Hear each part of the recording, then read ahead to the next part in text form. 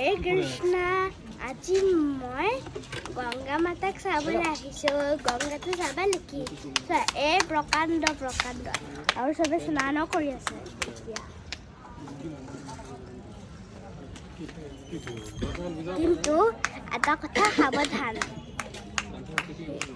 গংগাত বেছি দূৰলৈ নাযাবা নহ'লে পানীয়ে টানি লৈ যাব ওচৰতে থাকিবা আৰু স্নান কৰিব মন নগ'লে পানী ছটিয়াই ল'বা তোমালোকৰ নিজৰ গাত আৰু ইয়াতে নাও চলে জীপ চলে আৰু ইয়াতে হেৰিও আছে গংগা মন্দিৰো আছে ইয়াতে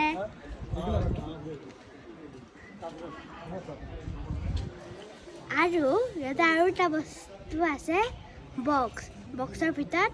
কোনোবাক গংগা পানী লাগিলে তাৰ পৰা কিনি ভৰাই ল'ব পাৰিবা এতিয়া চবে স্নান কৰিব গৈ আছে